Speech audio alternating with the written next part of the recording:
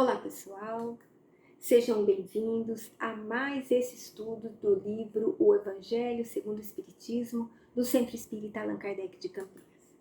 Nesse encontro, nós vamos realizar mais uma reflexão em torno dos ensinos de Jesus à luz da doutrina espírita.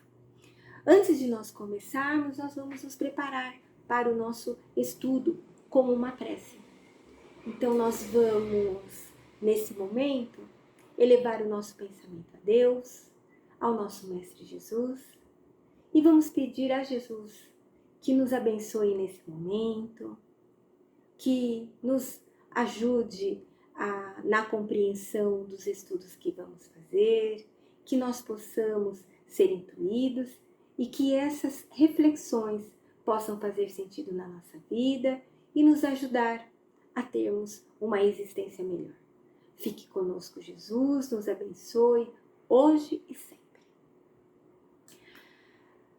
Bom, hoje a nossa reflexão será em torno do capítulo 13, cujo título é Que a mão esquerda não saiba o que faz a direita, lá do Evangelho segundo o Espiritismo. Nesse capítulo, Allan Kardec ele vai selecionar duas passagens do Evangelho de Mateus. A primeira está lá no capítulo 6, versículos de 1 a 4. E essa passagem diz assim: Tende cuidado em não praticar as boas obras diante dos homens, para serem vistas, pois, do contrário, não recebereis recompensa do vosso Pai que está nos céus.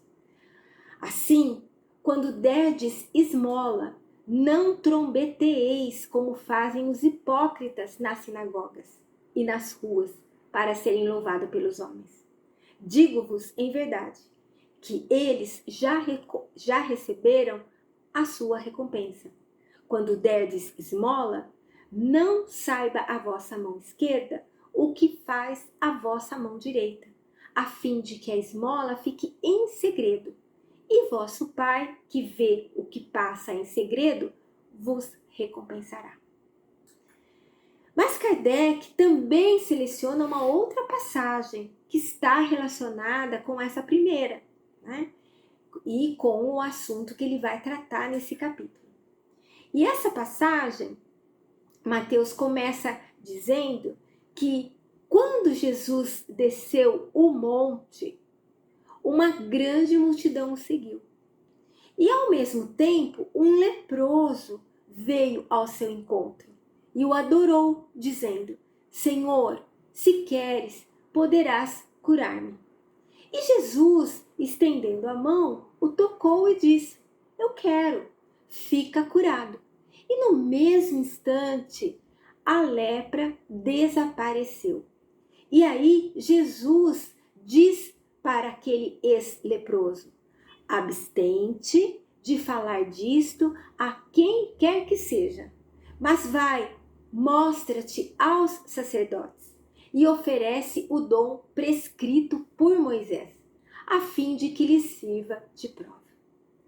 Então, olha só, né? Por que será que Jesus está fazendo esses comentários, está passando essas orientações? Bem, Jesus, ele está fazendo essas orientações por causa dos abusos dos religiosos.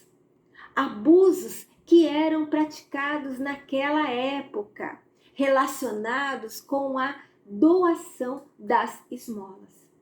Então, essa primeira passagem aí de Mateus, é importante que a gente explique, ela acontece quando Jesus ele está proferindo o Sermão do Monte. E a segunda?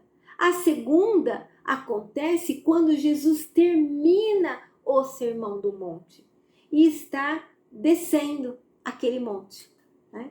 Então, é importante a gente lembrar que o Sermão do Monte ele é constituído de duas partes principais. Apesar de nós conhecermos mais a parte que trata ali das bem-aventuranças, né? Ele tem uma outra parte também.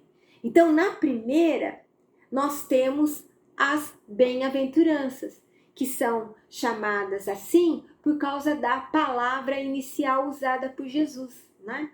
Onde Jesus traz ali uma relação das qualidades, das virtudes, das disposições necessárias as que nós devemos desenvolver para entrarmos no reino dos céus, ou seja, para estarmos bem no plano espiritual.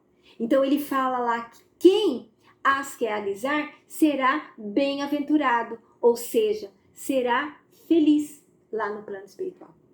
E na segunda parte desse sermão? Nessa segunda parte, Jesus exorta os discípulos a empregarem as boas qualidades que Deus lhes deu em benefício dos semelhantes, sem se deixar corromper. Por isso que Jesus fala sobre o sal da terra. E também para não ocultarem esses valores espirituais. Por isso que Jesus fala, né, sobre a luz do mundo.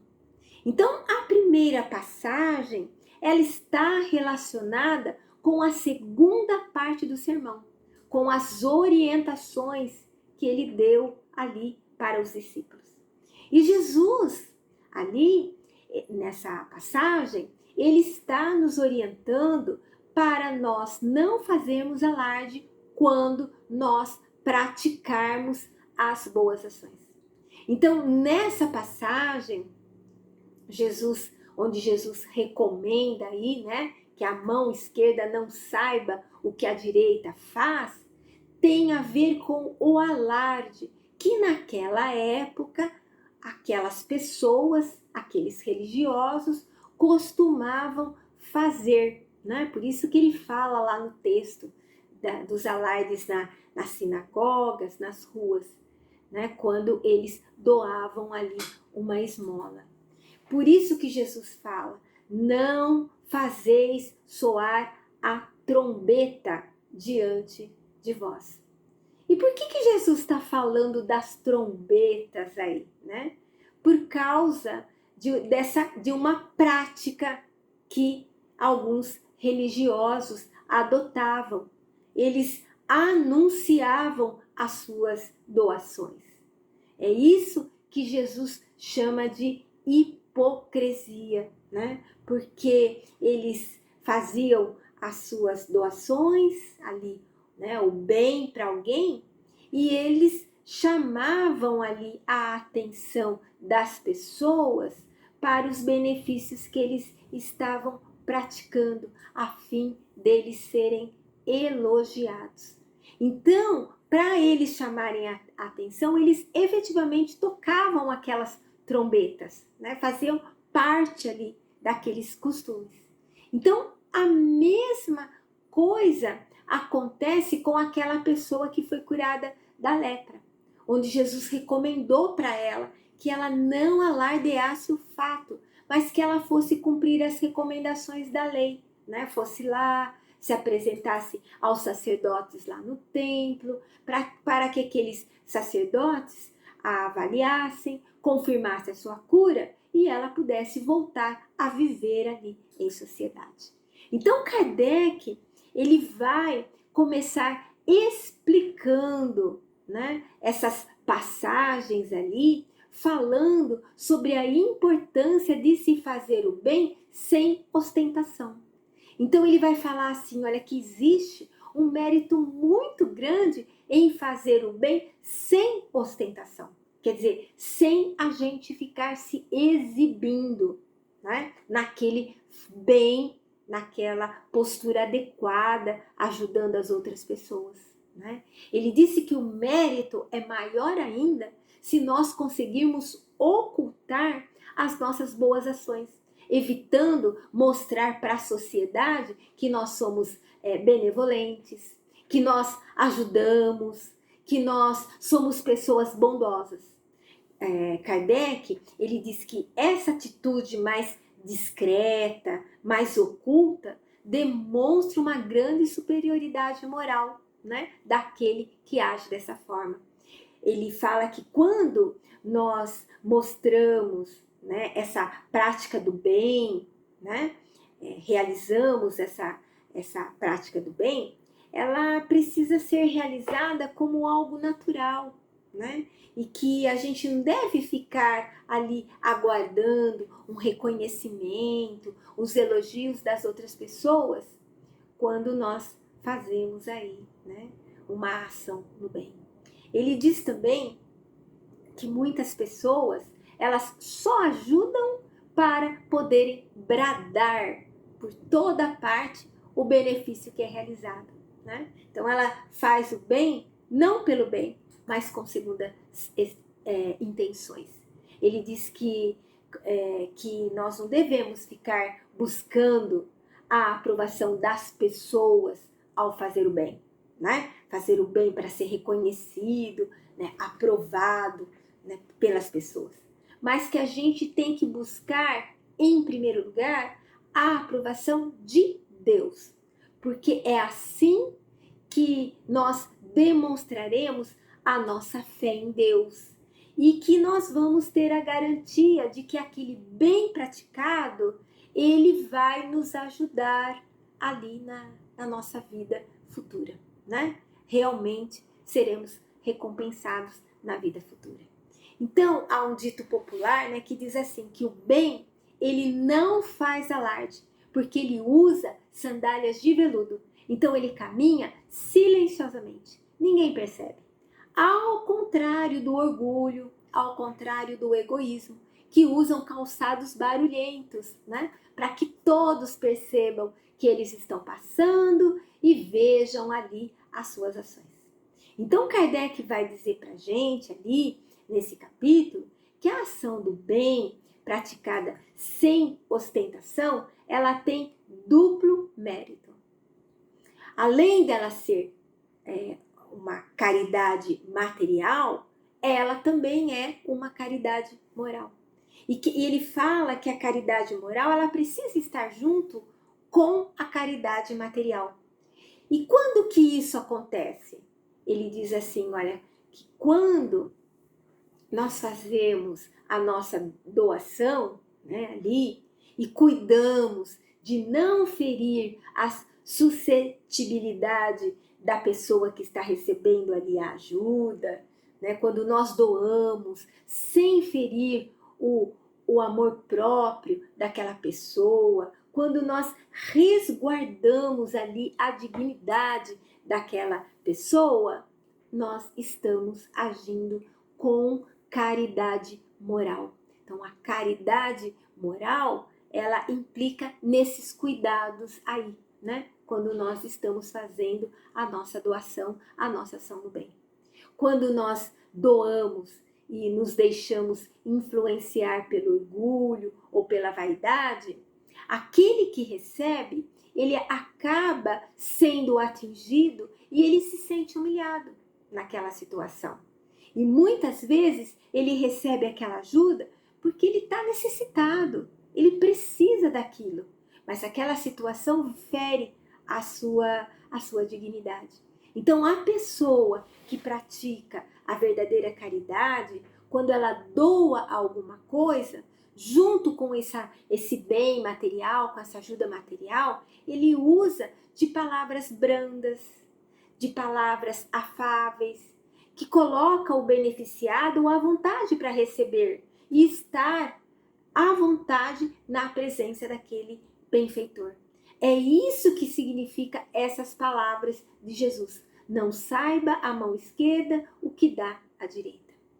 Kardec, nesse capítulo também, ele vai falar sobre os infortúnios ocultos, ou seja, sobre todas aquelas situações de tragédia, onde as pessoas elas estão passando por grandes dificuldades e momentos de infelicidade. Então, Kardec diz assim, olha, que nas grandes calamidades, a caridade, ela se emociona, né? E se observa impulsos generosos de muitas pessoas que acabam ajudando ali, né? No sentido de reparar aqueles desastres ali que aconteceram. Mas ele fala que a gente não pode perder de vista que também existem os desastres gerais, as situações que acontecem todos os dias. Porque veja, há pessoas que estão em um leito doentes e não tem ninguém que cuide delas, né? Existem pessoas que não têm um alimento, né, para fortalecer o organismo físico. Tem pessoas que não têm onde morar. Então ele fala assim, olha, isso são casos que nós vemos todos os dias. E que é importante nós desenvolvermos uma generosidade, né? Que a gente descubra a importância de agir e minimizar esses sofrimentos, sem que essas pessoas peçam uma assistência, que a gente vá e ajude. Kardec também traz nesse capítulo, provavelmente, né, porque ele conhecia ali a pessoa, ele traz para a gente um exemplo da prática da caridade, e sendo executada da forma mais discreta. Então ele fala ali de uma mulher de ar muito distinto, de traje simples, e que ela vai praticar ali a caridade e junto com ela, ela leva a sua filha, né, uma adolescente. E diz que quando ela chega ali na casa de uma família muito assim modesta, de uma família muito simples, ela, sem dúvida, ela é conhecida daquela família. Porque quando ela chega, ela é saudada de uma forma muito respeitosa por todas as pessoas que viviam naquela casa humilde. Ali, ela encontra uma mãe cercada de muitas crianças que são os seus filhos. Todos ali ficam felizes ao ver aquela mulher discreta, porque ela traz consigo os bens, alimentos que vão ajudar aquela família. E quando ela vai fazer ali a doação, ela faz de uma forma muito meiga, usando ali palavras consoladoras, que fazem com que aqueles seus protegidos aceitem o benefício sem sentir vergonha, sem corar, né, sem diz Kardec. O pai ali daquela família, daquelas crianças, está hospitalizado. E enquanto ele permanece lá, aquela mãe, ela não consegue só com o seu trabalho prover todas as necessidades daquela família. Mas graças àquela senhora bondosa, aquelas pobres crianças, elas não vão sentir frio, elas não vão sentir fome, aquelas crianças menorzinhas, elas vão ter o leite para se alimentar. E aí Kardec fala assim, olha aqui, quando aquela senhora distinta, ela sai daquela casa humilde, sabe para onde que ela vai? Ela vai lá para o hospital, onde aquele pai está hospitalizado. Ela vai para lá para levar um reconforto para aquele homem. Ela vai para lá para tranquilizá-lo quanto à sorte da sua família. Aí Kardec pergunta assim, qual o nome daquela senhora distinta? Onde que ela mora? Ninguém sabe, Kardec responde. Agora, aquelas pessoas infelizes, né, que ela ajuda, para eles ela é um anjo da consolação. E Kardec nos dá a entender que essa senhora, ela é uma pessoa de muitas posses, né? Então ele pergunta assim, por que ela usa aquele traje tão singelo? Aí ele responde, para não insultar a miséria com o seu luxo. E aí ele pergunta, por que ela se faz acompanhar da filha? E ele responde, para que ela aprenda como se deve praticar a beneficência. Então, olha só, né? Ela está ensinando para aquela menina como se deve praticar a caridade. Então, esse fato que é narrado pelo próprio Allan Kardec, provavelmente se refere a alguém que ele conhecia, alguém que ele presenciou a ação. e é uma atitude correta da prática da caridade. E aí Kardec traz esse relato para nos ensinar como nós também devemos agir. Depois disso, Kardec, nesse capítulo, ele faz como ele faz nos demais. Ele coloca ali as instruções dos Espíritos, que são mensagens que ele recebeu em épocas e em locais diversos. Não são mensagens apenas recebidas lá na Sociedade Parisiense de Estudos Espíritas, que era, né, o centro que Kardec dirigia lá na cidade de Paris. Mas são mensagens onde ele tem todo um cuidado de analisar, de confrontar ali o conteúdo com as orientações dos espíritos, né, que os espíritos deram lá em O Livro dos Espíritos, que é um livro que contém a base da doutrina espírita. E a primeira mensagem que ele seleciona para esse capítulo fala sobre a caridade material e a caridade moral. E quem dita essa mensagem é um espírito que se intitula como Irmã Rosália. Kardec recebeu essa mensagem no ano de 1860 na cidade de Paris. Esse espírito, ele é importante que a gente ressalte, quando ela esteve reencarnada aqui no nosso mundo, ela fez um lindo trabalho de ajuda às pessoas necessitadas. Ela trabalhava num local bastante precário na cidade de Paris, né, naquela segunda metade do século XIX. Ela ajudava muitas pessoas. Então ela tem ali o que nós chamamos de autoridade moral, né, para falar sobre esse assunto, pelo tipo de vida que ela teve aqui no nosso mundo, pela dedicação que ela teve aos mais necessitados. E ela começa a mensagem dizendo assim, que é muito importante que nós nos amemos uns aos outros, que nós façamos aos outros o que nós quereríamos que os outros fizessem por nós. Ela nos chama a atenção dizendo assim, olha aqui, toda religião, toda moral se encerram nesses dois preceitos.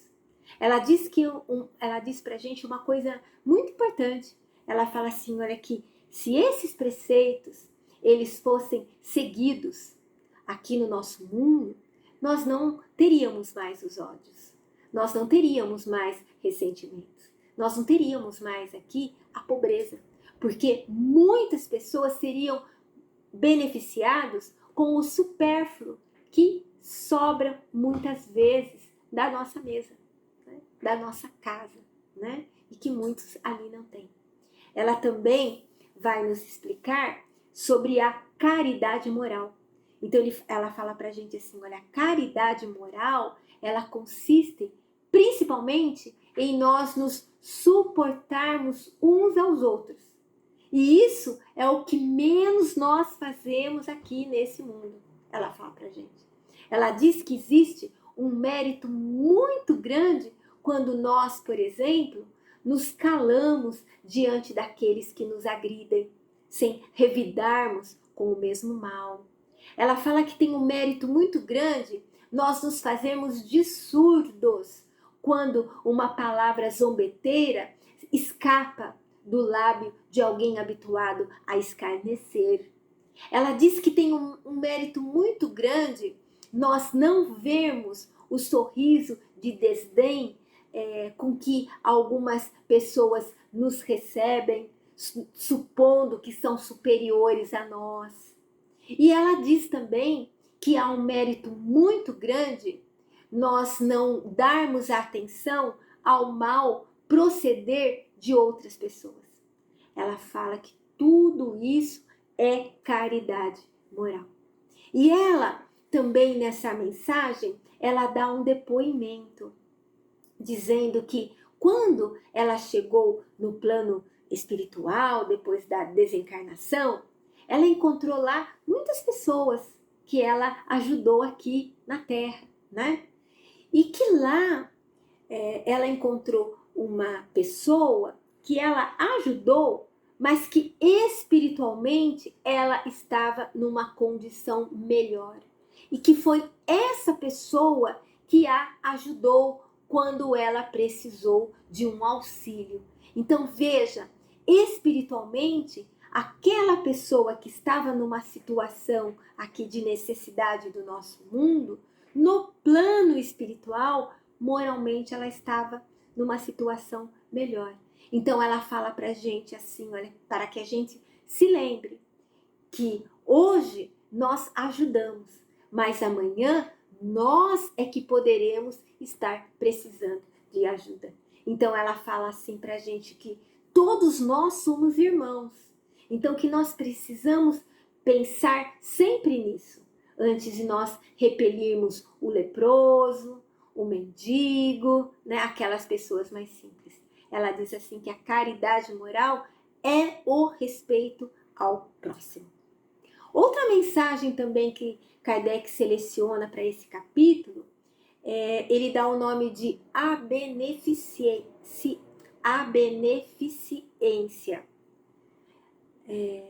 E quem dita essa mensagem é um espírito que se chama Adolfo, e ele foi bispo de Argel. Kardec recebeu essa mensagem na cidade de Bordeaux no ano de 1861. E esse espírito, ele falando da beneficência, né? Ele fala que se nós tivéssemos como uma única ocupação tornar os outros felizes aqui no nosso mundo, nenhuma festa aqui do nosso mundo poderia nos trazer mais alegria do que a que nós temos quando nós levamos alegria a essas pessoas que passam por muitas vicissitudes e amarguras neste mundo.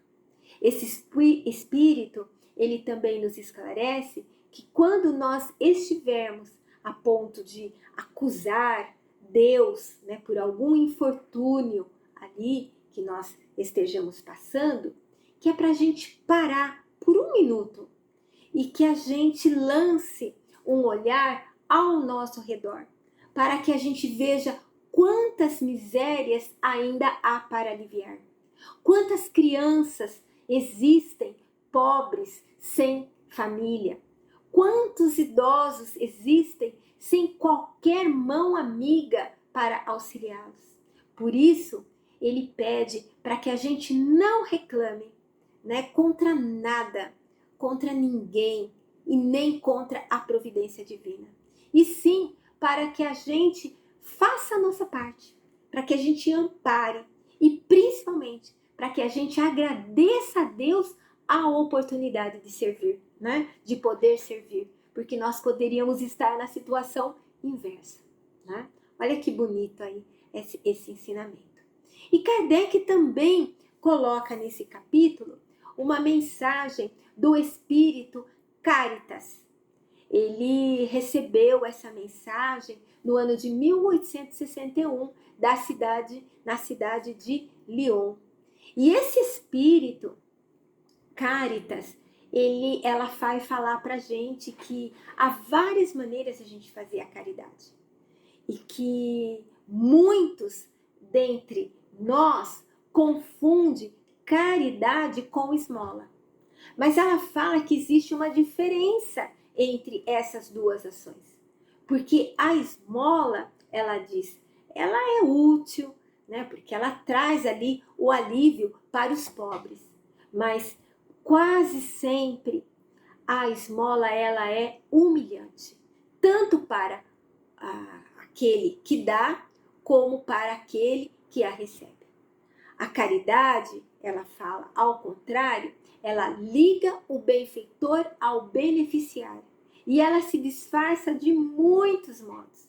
Ela diz assim que a gente pode ser caridoso com os parentes, com os amigos, quando nós somos indulgentes, ou seja, quando nós perdoamos as fraquezas dessas pessoas, cuidando de não ferir o amor próprio de ninguém.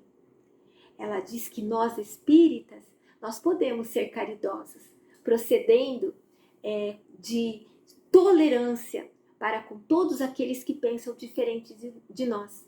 Nós podemos ser caridosos quando nós disponibilizamos os conhecimentos, né, da doutrina para as pessoas embasarem a sua fé, mas sem chocar, sem investir contra as suas convicções.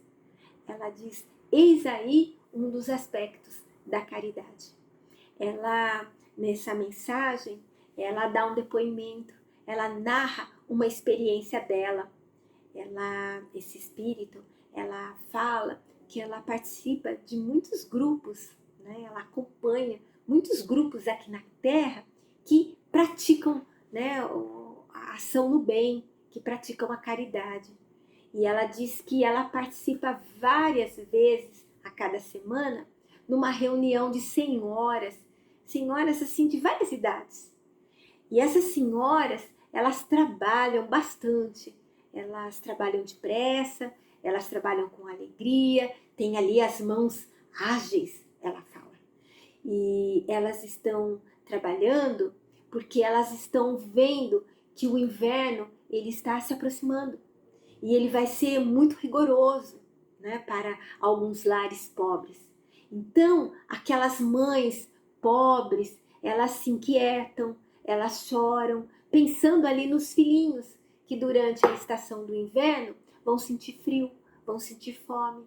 Mas Deus não as deixa desprovidas, desprotegidas.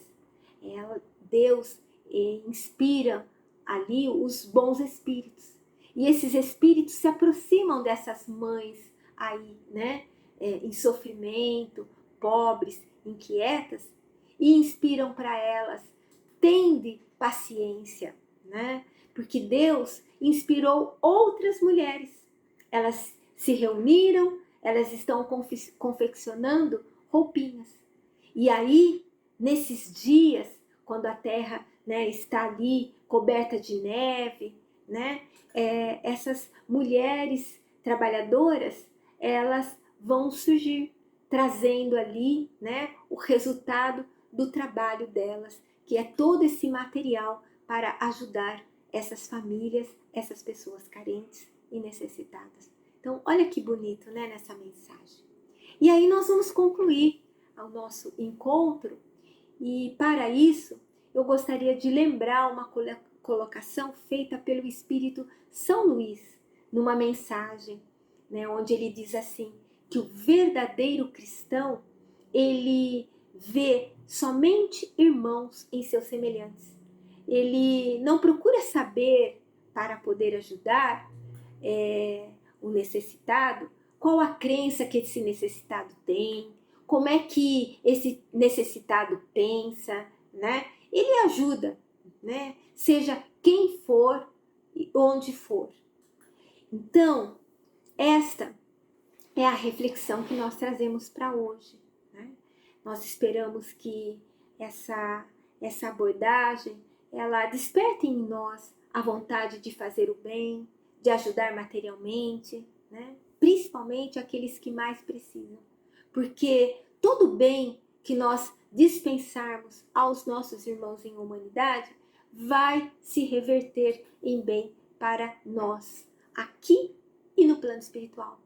Mas vamos lembrar, né, o que disse Jesus e o que disse também os amigos espirituais, que nós precisamos fazer o bem sem ostentação e tomando todo o cuidado de não humilhar aquele que vai receber, porque é nisso que consiste a caridade moral, que é principalmente o respeito ao próximo.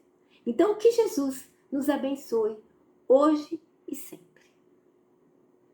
Agora, nós vamos fazer a nossa parte, né? Nós vamos ajudar com a nossa vibração as pessoas que também precisam.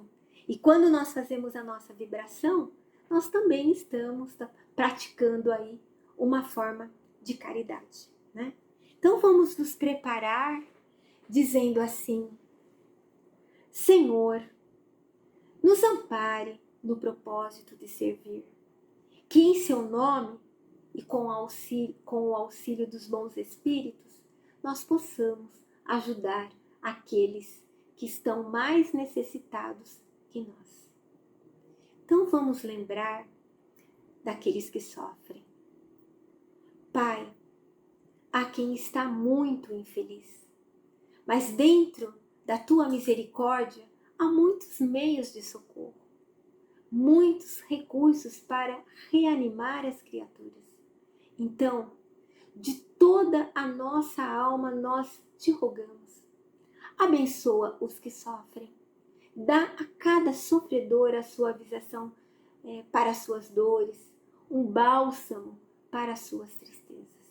Vibremos por todos eles.